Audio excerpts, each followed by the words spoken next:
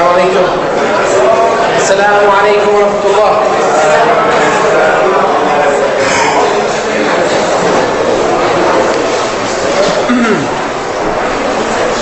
الحمد لله والصلاة والسلام على رسول الله صلى الله عليه وسلم. الحمد لله أحمده حمدا كثيرا طيبا مباركا فيه. اللهم ما أمسى بنا من نعمة أو بأحد من خلقك فمنك وحدك لا شريك لك، فلك الحمد ولك الشكر يا رب، لك الحمد كما ينبغي لجلال وجهك ولعظيم سلطانك. بسم الله الذي لا يضر مع اسمه شيء في الأرض ولا في السماء وهو السميع العليم. اللهم لا سهل إلا ما جعلته سهلا ولا تجعل الحزن إذا شئت سهلا. اللهم علمنا ما ينفعنا وانفعنا بما علمتنا وزدنا علما واجعلنا من الذين يستمعون القول فيتبعون احسنه. Welcome inshallah to this first introductory session of this series of talk titled Manners Matter. Manners Matter. Or a matter of matters, okay, I guess. Or a matter of manners. Okay. Again, the title for this series is Manners Matter, inshallah. And this is inshallah, this discussion will focus on the type of manners and etiquette that we ought to teach our children. Now, I'm not going to come here and say, okay, here's what you have to teach your kids. 1, 2, 3, 4, 5, 6. And here is a handout, regarding that. That's not the purpose of this. Inshallah, we are in the process of getting you a book, getting a booklet available. In the meanwhile, there is this book here, Islamic Etiquette. Right? It's from the work of Sheikh Abu Bakr al-Jazairi, Hafidhahullah, translated by Sheikh Jamal Din Zaragoza, inshallah. It's translated into English. Very nice, illustrated set of adab and manners one should have. And it will be very helpful for the parents to have this. Go over them with your children. But how important is this whole subject of akhlaq? Well, it all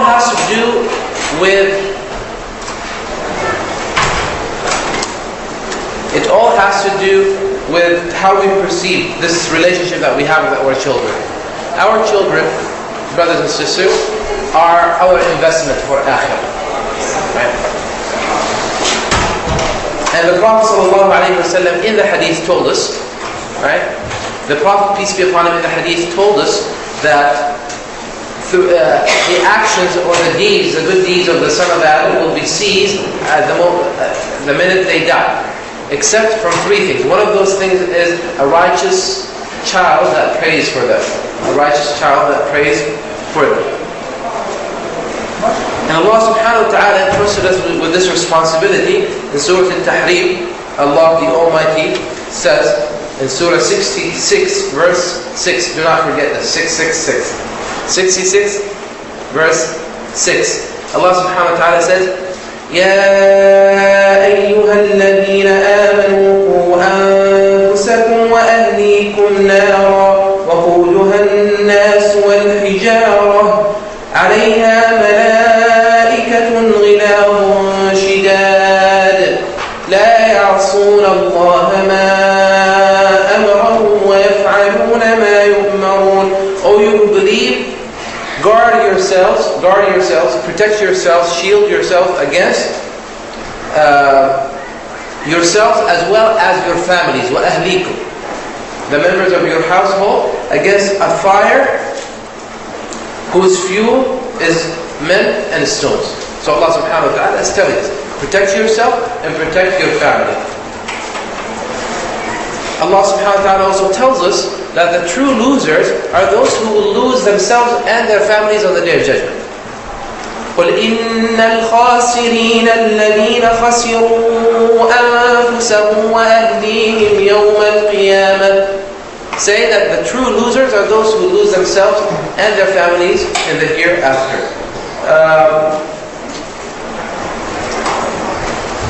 Now, we know that Islam is a system. It's a comprehensive system. I mean, maybe in a couple of weeks I will talk about this in the khutbah a little more. But when we talk about Islam, what do we say? Islam is a complete way of life. It's a complete, comprehensive way of life, right? This comprehensive way or system that we know as, or this belief system that we know as Islam, right, has various aspects. And sometimes many people neglect it altogether. They neglect the whole system, and they only turn to it whenever they are confronted with a challenge or whenever they find themselves in a crisis. Others turn to Islam or turn to certain aspects of Islam and they neglect other aspects. Sometimes people approach Islam or they present Islam in a way to satisfy their own personal interests. Right? I'll give you an example just of this particular type, so you would know what I mean by this. When, for example, a parent or one of the spouses basically uses Islam, right, whenever they are asking for any of their rights. So Islam is not really abiding or following Islam or adhering to Islam is really not an issue until one of my rights are violated. Now I bring Islam. I use the Islam card or the Islam factor. Oh, wait a minute, then this is un-Islamic. Right? And this, this is obviously not right, nor it will work. In order for us to really, first of all, fulfill our obligation before Allah subhanahu wa ta'ala, secondly, in order for us to succeed in raising our children and maintaining this relationship as we should, we have to adopt and we have to adhere to the whole system. And when I say we have to adhere to the whole system, I'm not saying that you have to take Islam all in its totality and apply it. Nobody can do that. It's not feasible. I'm saying you have to accept it. You have to adopt it. It is a gradual process. In fact, it's a lifelong struggle. It's something that you will struggle with for the rest of your life. Right? But we have to accept the whole system, and we have to use the system as it should be used. Now, how does this system work? Right? Or how does this moral or ethical system that we have work? It's actually, let me just step back a little bit. Islam has the relationship that we have with Allah subhanahu wa ta'ala. Ibadat. Right? It has the law, the rulings. What is halal, what is haram, the do's and the don'ts. Right? And it has the mu'amalat, the transactions or the dealings between people. Right? And that is pretty much, that's what akhlaq, this is what we're talking about. Now, in my opinion, our akhlaq and how we interact with each other, with ourselves, as well as how we relate to Allah subhanahu wa ta'ala, or how we deal with Allah subhanahu wa ta'ala, all has to do with this last portion, akhlaq and adab. Right? My initial focus was going to be the adab, the fine manners and etiquettes that many of our children lack. Right? Talk about them, give the dalil on them Islamically, and then talk about how we can teach them those things. Obviously, some of our children, really, even us, if you really want to follow the proper Islamic etiquette, there are many that we don't know, right? And some of those cases actually really sadden me. And sometimes we are so upset and angry at them. In my opinion, and again, I'm not justifying, but I am explaining. In my opinion, they are victims. They are the product of our teaching and our upbringing. Right? Sometimes, some of us might be very upset. For example, if the boys, and I will be very, again, this class is meant for the adults, it's meant for the parents, so if you think that there's anything that is not appropriate for your child, it's at your discretion, inshallah. But for example, if you see, a child not using the toilet properly, standing, urinating standing, that's kind of upset and mad and stuff. This is against the adab, the Islamic adab. But don't be angry at that child. Someone failed in teaching that child the proper adab. Right? Or maybe we and the failure is of all kinds of types. One type may be that the person never bothered. Maybe they didn't know it was adab. Maybe they're just the product of the previous generation. That nobody told them that this is against Islamic adab, right? Maybe they did teach, but they did not teach in the proper fashion, so that the child didn't adopt this. So this is what we're trying, inshallah, to talk about. Initially, that was my focus. I was going to just focus on that. Then I realized that adab are nothing but the results or the products of akhlaq, manners. And maybe we need to tackle this issue and take as many sessions as we need to cover as much as we can, inshallah, of the Islamic etiquette and how we can teach our children, bi'idhnillah ta'ala. Now, the life of a human being is divided into two parts, right? There's the first part which we don't see, right? Which is what? No, ghaib. Which one is ghaib? Pre what? Huh? In the womb, pre-birth, right? And then there is the post-birth, and after the birth. So the part where that we don't see is when the child is, and even when they are when a child is a fetus, they still have some rights, right?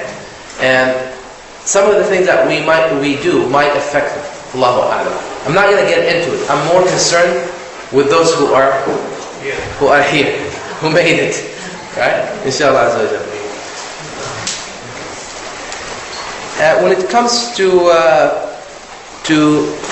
after birth, when the child is arrives to this life, there are two critical stages. And the adolescence or the child's upbringing. What do they call it? The early childhood, right? And when they reach the age of puberty or when they are adolescents, right? These two periods are very, very critical, and each one of those periods have to be approached differently. And I'm not going to get into that. This is not like parenting or training. But what I'm saying is even Islam recognizes that. And you will pick from the statements of the Prophet ﷺ that the Prophet ﷺ is telling us, and also from not only from his statements but from his own example ﷺ, that those two periods are approached differently.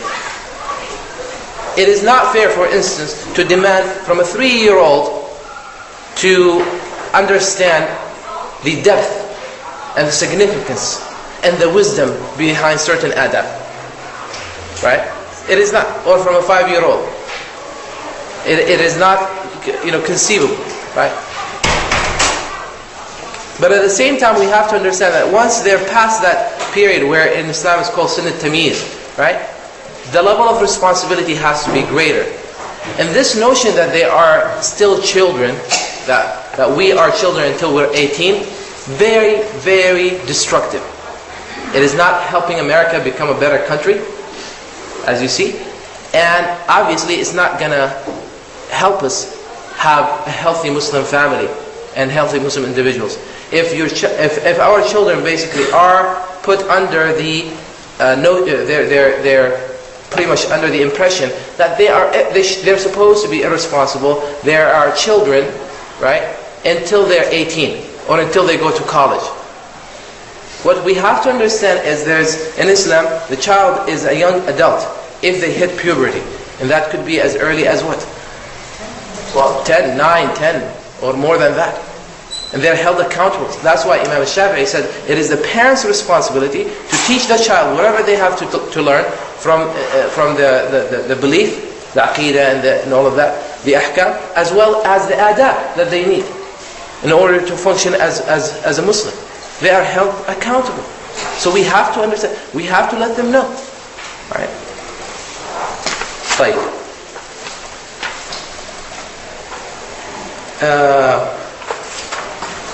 and there are many evidence in the Quran that shows that Islam makes distinction between those two periods. Okay. Now, what is the ruling?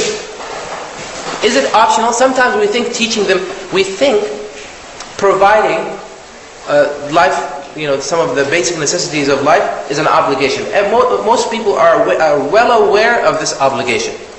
Maybe Maybe because legally you have to do this. Legally you have to provide all these things, right? But a lot of people think that teaching adab, teaching manners, is also an optional thing. We think that, okay, my child, we expect them to learn things on their own, right? It is the responsibility based on based on the verse that I recited to you from Surah Al-Tahrim, Surah 66, verse 6, that it is the responsibility of the parent, meaning it's the obligation, wajib, where wajib means that if the person fails in fulfilling this wajib, they are held accountable before Allah subhanahu wa ta'ala.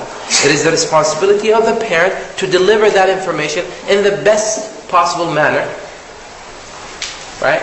And to facilitate. And if they cannot do it themselves for any reason, they're too busy, or they cannot, or they don't know, or they may not be competent, or they may be not educated, whatever it is, they will have to seek someone, they will have to find them someone that will fulfill that need for them. It is the parent's obligation. And it's an obligation, wajib, like any other obligation. Right? It is the parent's obligation. Now, in the hadith, the Prophet ﷺ says, كُلُّكُمْ رَاعٍ وَكُلُّكُمْ مَسْئُولٌ عَنْ رَعِيَّتِهِ, that all of you are responsible, or literally shepherd, and everyone will be asked about their responsibility. Right? Now, in Surah, there's a very nice observation that was made by some of the scholars. Look at Surah Maryam. Actually, the story of Maryam herself. But look at Surah Maryam, verse 55. Right? Allah subhanahu wa ta'ala praises Prophet Ismail. What does he say about him? وَاذْكُرْ فِي الْكِتَابِ إِسْمَاعِيلَ. Right? Mentioned in the book, Ishmael. إِنَّهُ كَانَ صَادِقَ الْوَعْدِ. He used to be truthful in his promises. I mean, he had an upright, he was a virtuous man. His character was amazing. عليه الصلاة والسلام. إنه كان صادق الوعد. He was an example himself. وكان رسولا نبيا. And he was indeed a messenger and a prophet. وكان يأمر أهله بالصلاة والزكاة. And he used to command or order his family, the members of his household, with salah. He used to order them. He used to monitor, he used to demand from them. وكان يأمر أهله بالصلاة والزكاة. Salah and zakat. This is just to represent, that's not the only thing that he asked him to do. But these are the two main ibadat. Right? So he was concerned with that. We know from the story of Maryam, right, in Surah Al-Imran, from the story of Maryam, who took care of Maryam? Who raised her? Zakaria. Prophet Zakaria, right? Now, when Prophet Zakaria would walk in, he walked in and he found what? وَجَدَ عِنْدَهَا رِزْقًا. The type of food that he knows that he was taking care of her, he didn't provide it. He didn't say, MashaAllah, MashaAllah, Alhamdulillah. What did he say? أَنَّا لَكِ هَذَا. Where did you get this from? What was it? Out of curiosity? No, because he's responsible. He's an educator. He is responsible. He needs to know, where did you get this from? Who gave it to you? How did you obtain this? Right? Maybe the person got it from wrong source. Right? Now, I find many cases where, some of our children might obtain certain things, might have something, and parents never ask them, where did you get this from? Who gave you this? What if you, and they think, they assume. Never. This is Maryam. If anyone has to, Zakaria could have just said, she's a virtuous woman, she is my niece, his wife's niece, and that's it.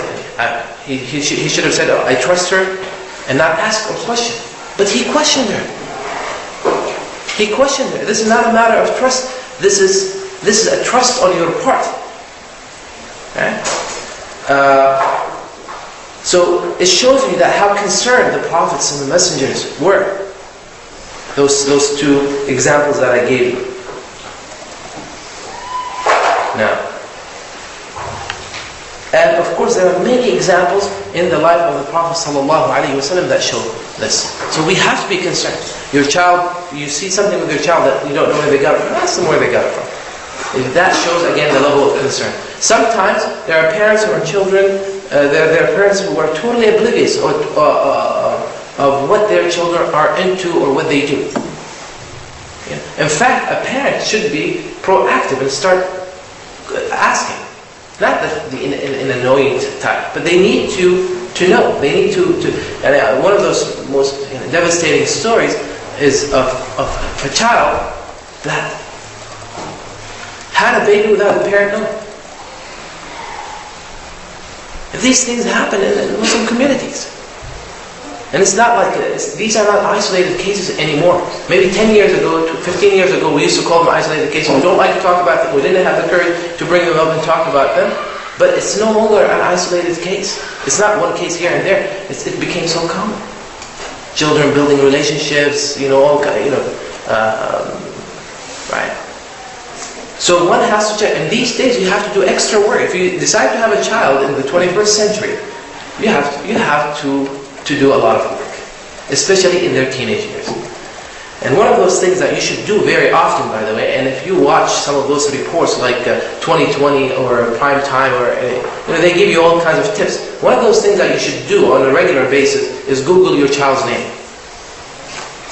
And if they know that they have a nickname or a screen name that is like their favorite, Google that as well.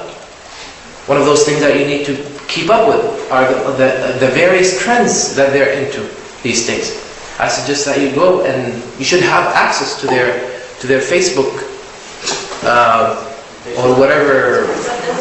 What's that? Isn't it haram to invade that? No, I'm not saying invade. No, you have that agreement. First of all, in my opinion, when it comes to computer, if you remember last year we brought someone. We brought I forgot his first name, Mulcahy. Right? He's with Paramount. He came and he talked about child safety, right? And when it comes to cyberspace and all of that. And one of those tips that were given, I remember this specifically, is that the computer or the laptop is a bad idea anyways. But the computer or the internet connection must be in a common area. Actually, for all of us. This is even for the adults. It should be in a common area. You should be able to see. They should not have any secret or anything that they feel like they need to hide from you. If there's anything that they need to hide from you, that means chances are it's wrong. It's wrong. You don't have privacy until you have your own earning, you have your own. So long, but the relationship has to be healthy. It has to be positive. That you can't just go and impose this on them overnight. No, to begin. And this starts from early on. The child has to feel comfortable coming to the parent. But what I'm saying is, nonetheless, we need to know what they're into. We need to know what they are surrounded with. Some parents say, "Alhamdulillah, I have a very good child. I trust that child."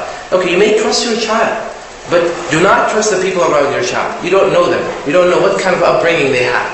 In the future, we'll talk about certain manners of eating, drinking, sleeping habits, all these things. And instead of just having them as habits, some of us, for example, might be in the habit of teaching our children to go to sleep at 8 o'clock every day. And I don't know why that schedule changes on the weekend or when they don't have school.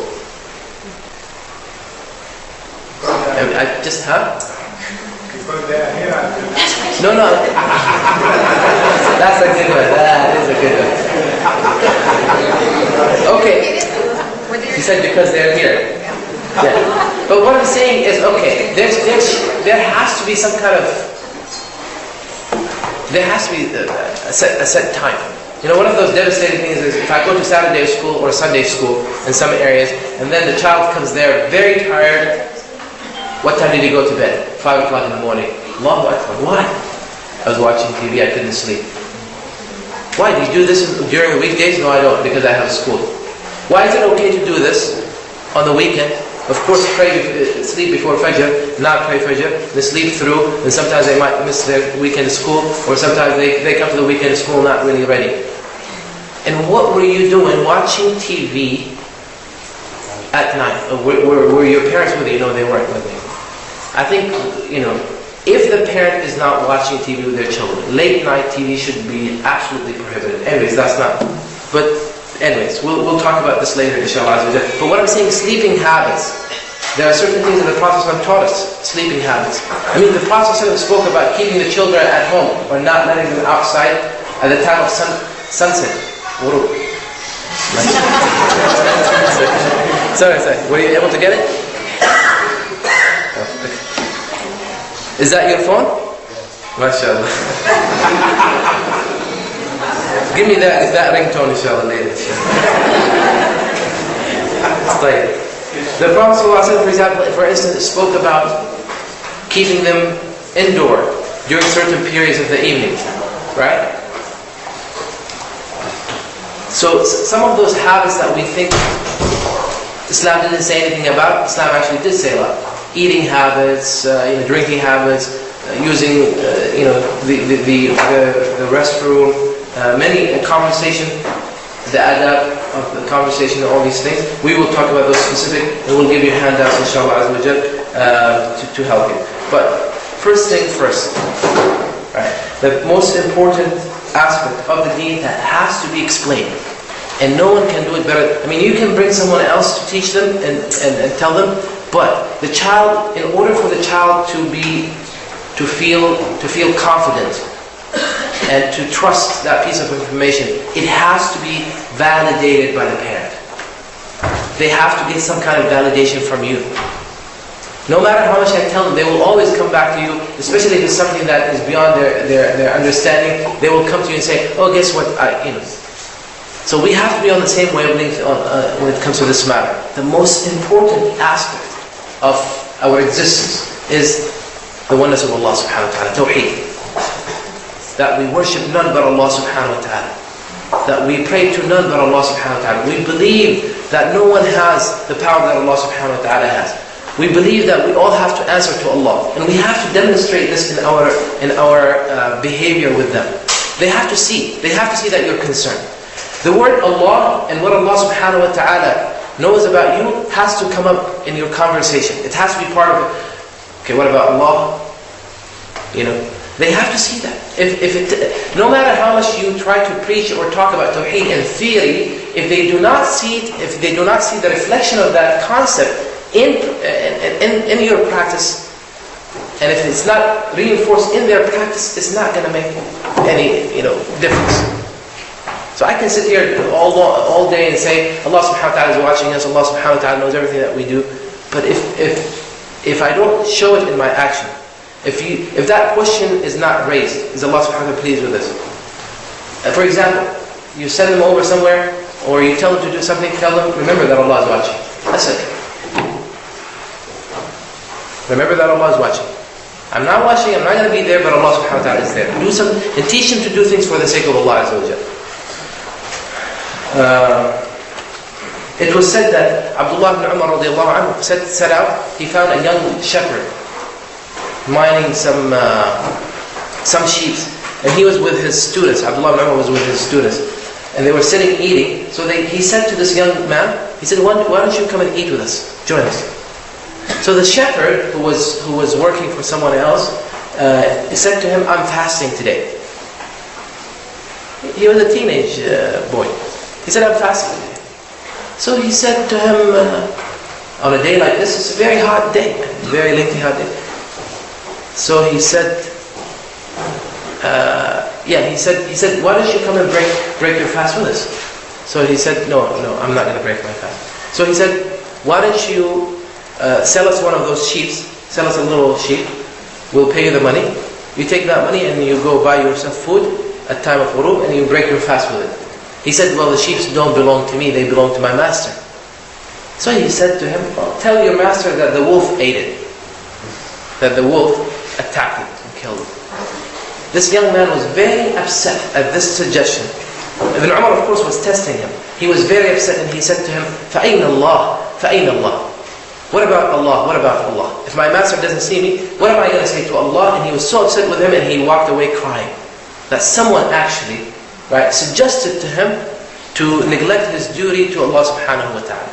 So Ibn Umar, when he went back to the city, he looked for the owner or the master of that slave boy and paid him money, bought him, and he freed him. He knew that he had but look at this self-awareness. The person asking himself, what about Allah? Allah is watching.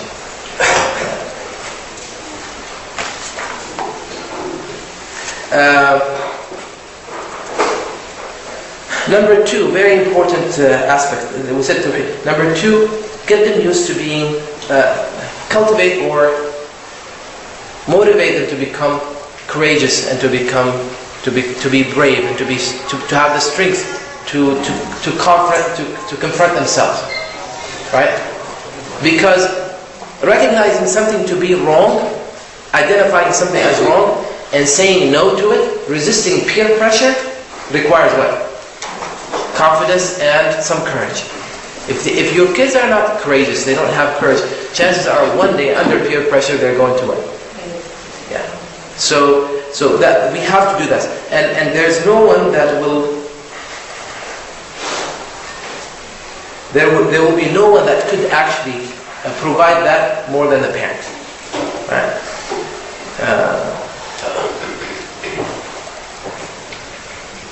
Okay.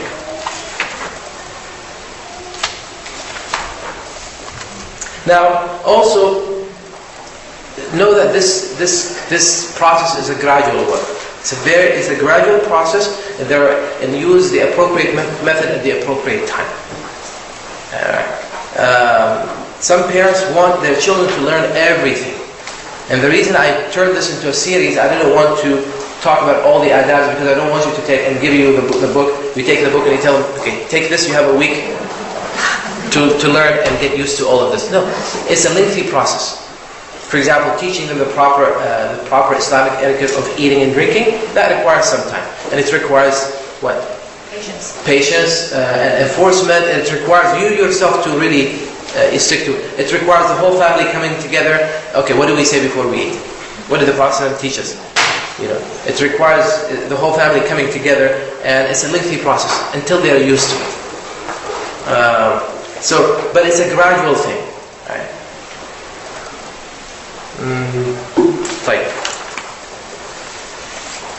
Please have a very positive attitude and positive relationship with them. The Prophet ﷺ, I cannot recall any incident where the Prophet ﷺ had a negative attitude, especially with young people. He always had positive attitude. So positive attitude is very, very important. If you expect them to be good, they wouldn't want to disappoint you.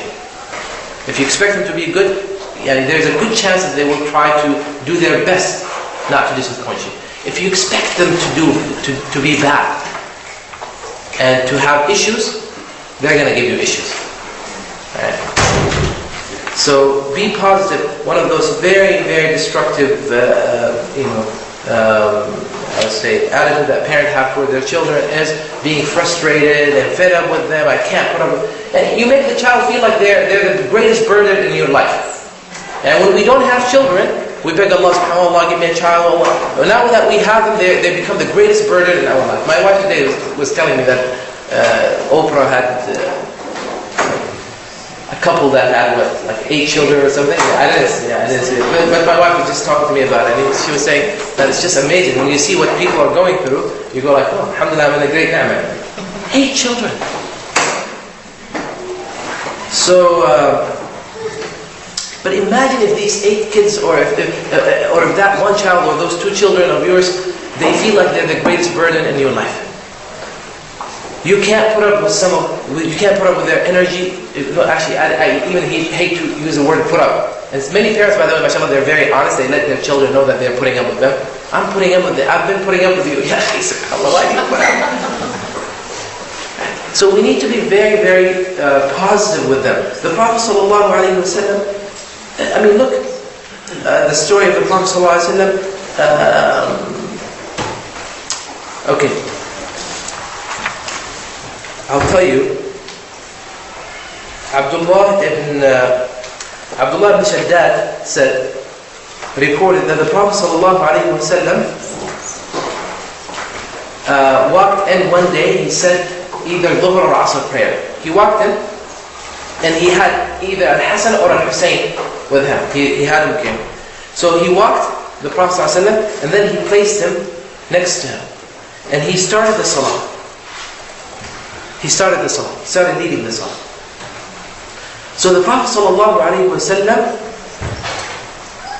made sujood. When he made sujood, this grandson of his climbed and sat on his back. And the Prophet ﷺ prolonged the salah, or prolonged the sujood. Right? After he finished, people said to the Prophet ﷺ, today you have prolonged the sujood. It was a lengthy sujood. Were you receiving wahi? Or is this something new that you're teaching us? They wanted to know.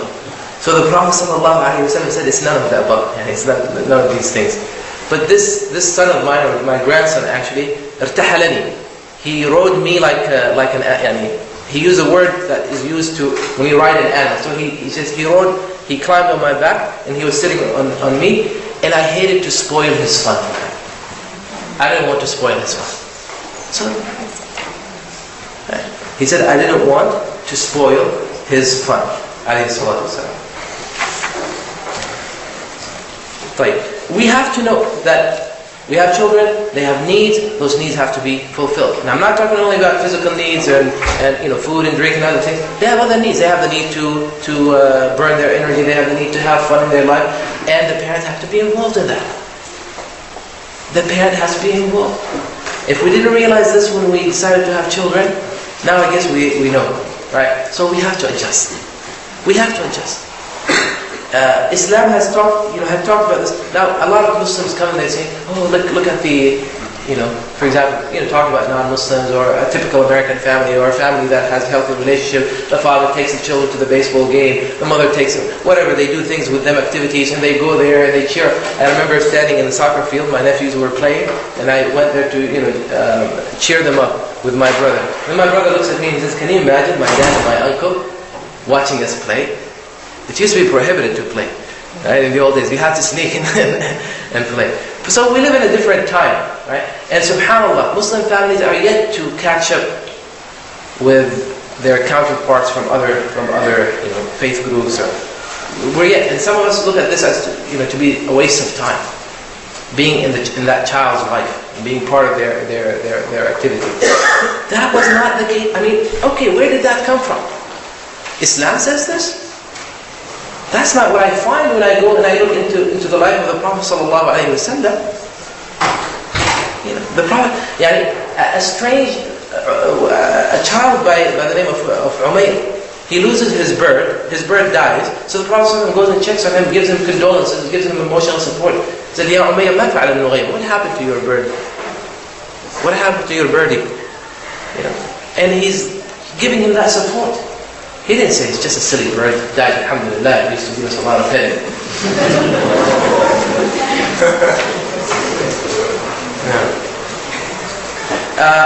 We talked about this in the past and I keep repeating it. A very important aspect, being just and being fair with the children, to be just in our treatment. Resolving their conflicts and taking interest in their issues in their lives. The Prophet ﷺ used to recognize their presence and give them, offer them salam. Not only that, but he used to resolve their conflict. If two fight or have issues, he will get involved. And they come to the Prophet ﷺ. A little girl could come to the Prophet ﷺ, grab his hand, and the Prophet ﷺ will walk with her to see what it is that she needs. She might want to show him something dangerous or something that is frightening to her. Something that needs to be right. So we need to really pay attention to them in that regard. Using the best of language with them. Using the best of language.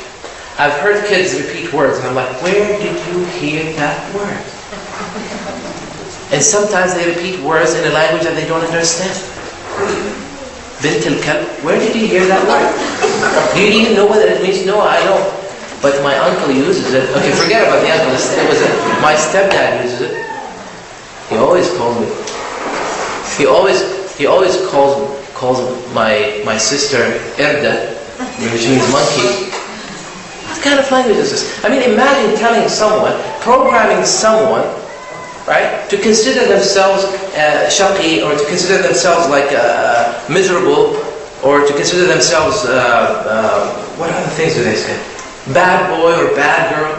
This kind of language. Eventually that child will say, if dad thinks I'm a bad boy, and mom thinks I'm a bad boy, grandpa and grandma think I'm a bad boy, my teacher at school called me a bad boy, my mu'allim at the weekend school called me bad boy, right? And every now and then when the imam sees me, he called me bad boy, then I must be a bad boy. All these great people in my life cannot be wrong. I must be a bad boy and I have to be a bad boy.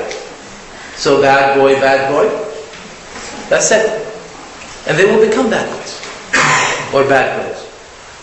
And that's it. The person will become whatever you condition them to consider themselves.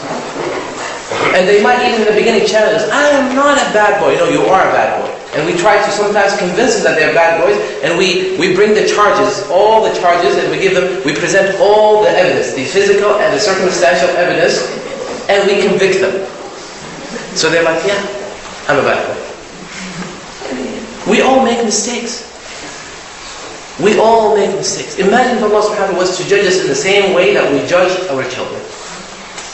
Right? No.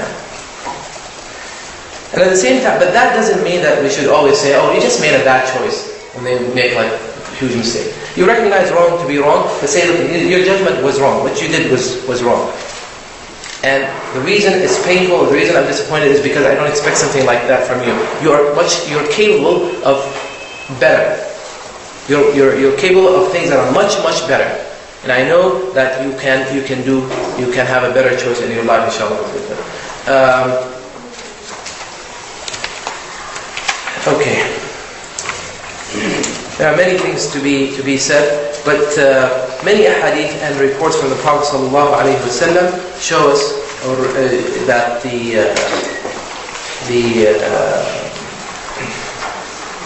paying attention to our children is a very important. It's an art.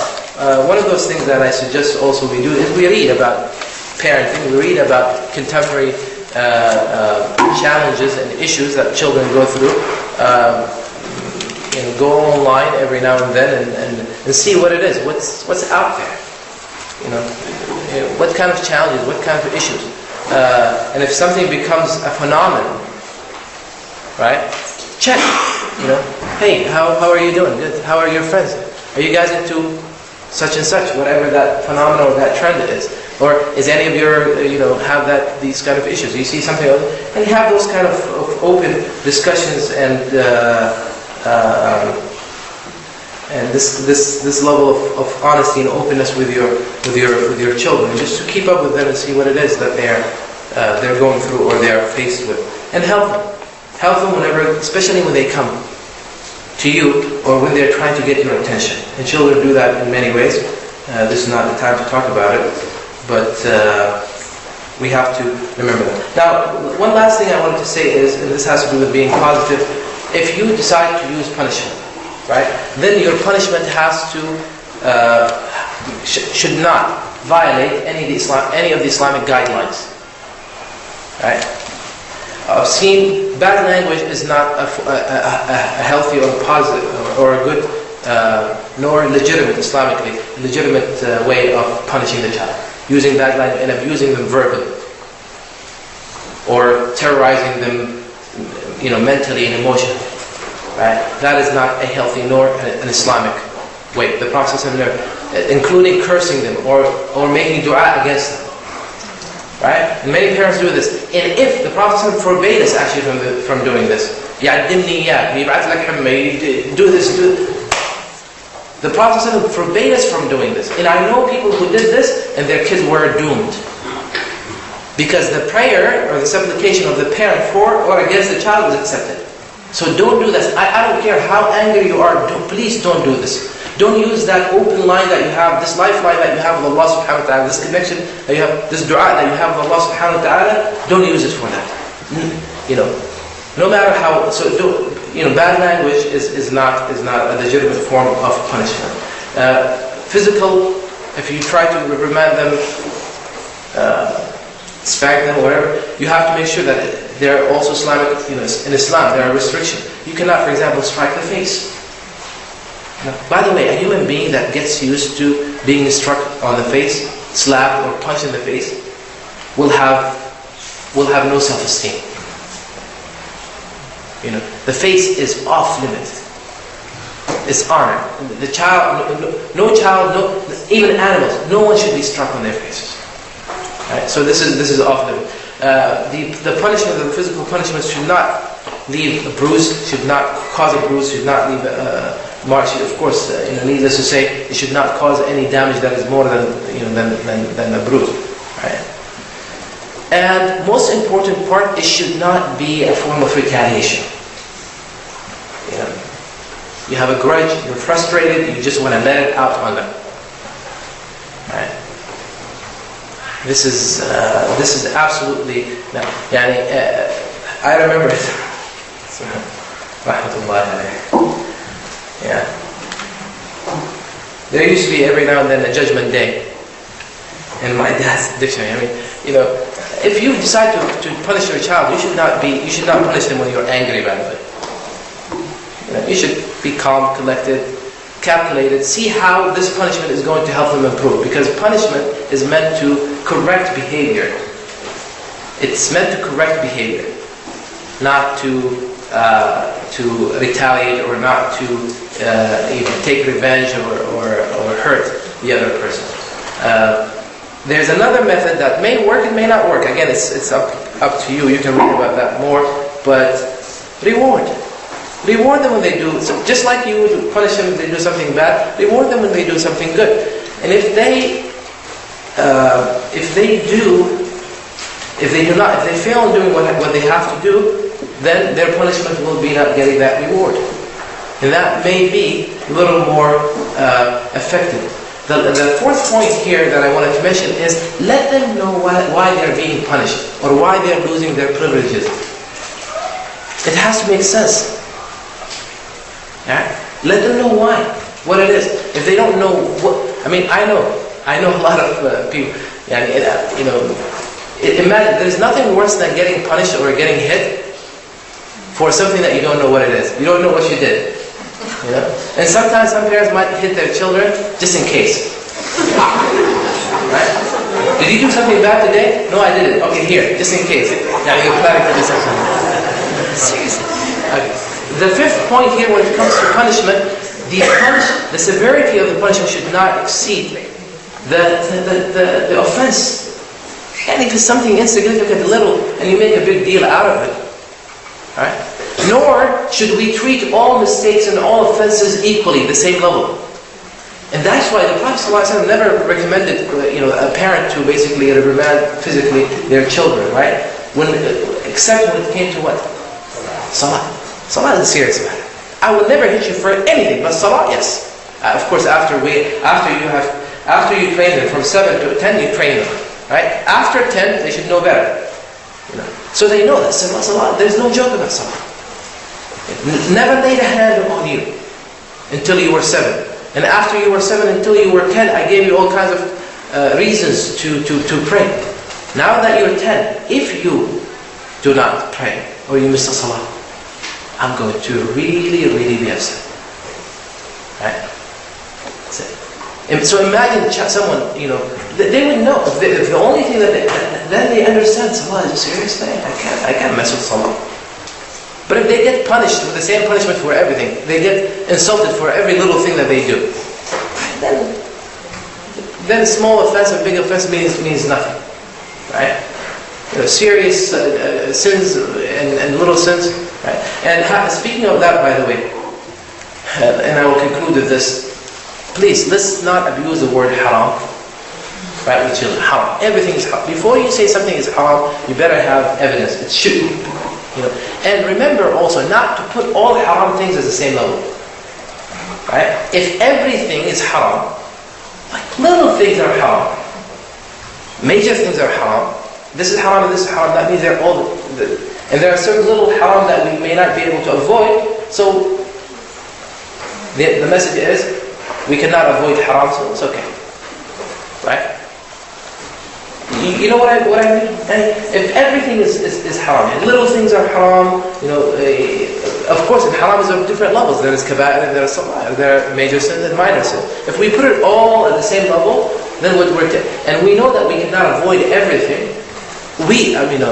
Ourselves, we cannot avoid everything, right? Then the message is haram cannot be avoided, and it's all the same.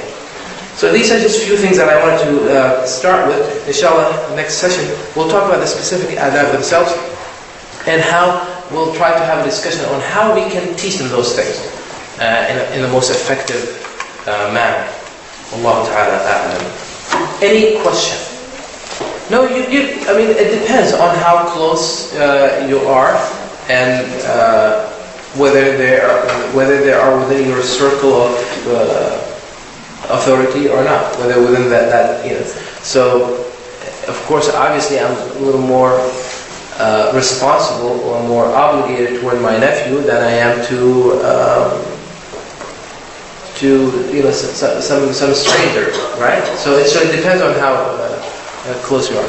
But it is the parent that has the authority to reprimand, punish or correct the child's behavior. We have the obligation to give nasiha, maybe to the parents. So it depends. Now, if the child is underage, then you were supposed to go to the parent and not take matters on the. So again, it depends. It depends on what it is. And if I see someone doing something very destructive, I'm not going to say, okay, I'm just going to report them to their parents next week. And it's something dangerous. It's a serious issue. So it depends again. There are certain situations that call for immediate intervention, of course, in a wise and proper manner. And there are some that no. Allah Ta'ala. Yeah, the older is responsible, especially in the absence of the parents. The older will be in charge or responsible for the younger, and the younger owes the elders in the family the respect and obedience, until of course they're independent and they're on their own. No. But the Prophet says he's not one of us he who does not show compassion to the younger ones, and shows respect to the elders. So they have to show respect, to their elders. And this is one of those adab that we're going to be talking about. You have to teach them this. And one of the best ways, by the way, to teach them this is demonstrating it yourself. And one of the most effective, actually. I am the youngest of 9. So I have 6 sisters older than me, and then we have 2 brothers older, right? And they didn't always make good judgments, especially maybe my sisters were all good. They didn't always make good judgments, right? But never did my father allow me to disrespect them or show, no matter what it is. And if there's a conflict anytime, it's always me, right? But one of those things that made me basically commit to this was seeing my father and how he treated or how he dealt with his older siblings.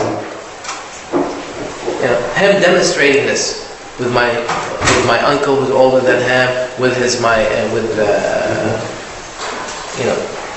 So this is a practical lesson that I got from him. So when I saw how he treated my uncle, or how he treated his sisters who were older than him, that immediately made me realize that this is how this works. And by the way, children, whether you realize it or not, mimic their parents, and they copy their parents.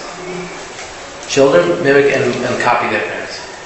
No, they even start sounding like them at one point, right? Yeah, huh? Which is kind of scary sometimes when your daughter starts sounding like your wife, right? Sorry. Yes. Then you have 2 of them there. Well, one of those things we need to do, we might want to do some research about slumber parties, and what happens in them, and understand since when did the slumber parties become the standard right of a child? I know there are many families, many non-Muslim families, for example, that don't allow this.